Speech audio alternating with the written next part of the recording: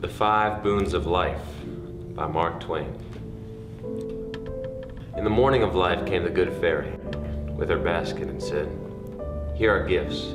Take one, leave the others, and be wary. Choose wisely.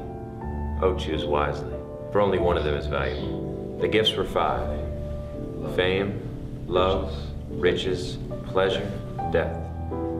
The youth said eagerly, "There is no need to consider." And he chose pleasure. He went out into the world and sought out the pleasures that youth delights in.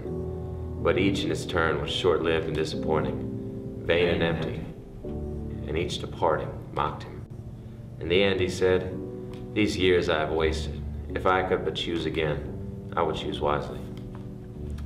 The fairy appeared and said, "4 of the gifts remain. Choose once more, and oh, remember, time is flying, and only one of them is precious." The man considered long, then chose love, and did not mark the tears that rose in the fairy's face. After many, many years, the man sat by a coffin in an empty home, and he communed with himself, saying, "One by one they have gone away and left me, and now she lies here, the dearest and the last. Desolation after desolation has swept over me. For each hour of happiness the treacherous traitor, love, had sold me, I have paid 1,000 hours of grief. Out of my heart of hearts I curse him. Choose again." It was the fairy speaking. "The years have taught you wisdom. Surely it must be so. 3 gifts remain. Only one of them has any worth. Remember it and choose warily." The man reflected long, then chose fame, and the fairy, sighing, went her way. Years went by and she came again, and stood behind the man where he sat solitary in the fading day, thinking. And she knew his thought. "My name filled the world, and its praises were on every tongue, and it seemed well with me for a little while. How little a while it was.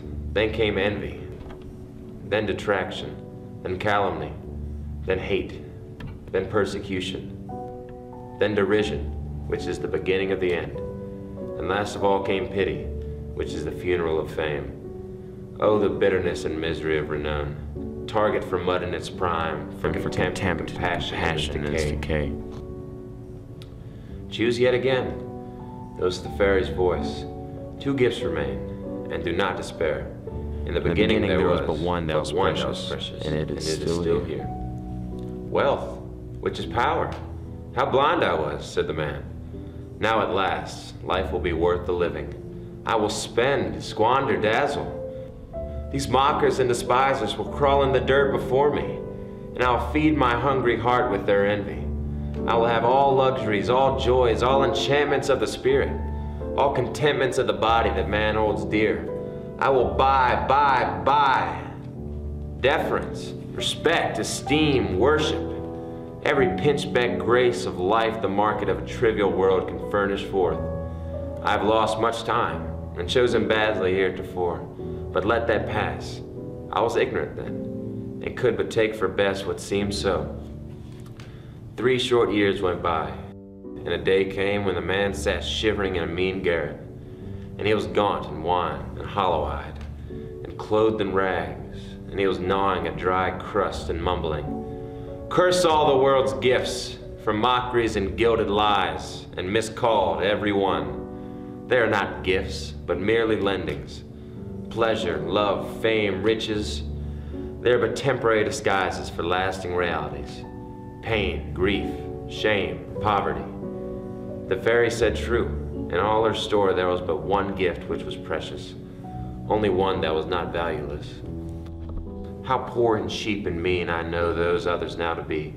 compared with that inestimable one, that dear and sweet and kindly one, that steeps in dreamless and enduring sleep the pains that persecute the body, and the pains and griefs that eat the mind and heart. Bring it. I'm weary. I would rest. The fairy came, bringing again 4 of the gifts, but death was wanting. She said, I gave it to a mother's pet, a little child. It was ignorant, but trusted me, asking me to choose for it. You did not ask me to choose. Oh, miserable me! What is there left for me?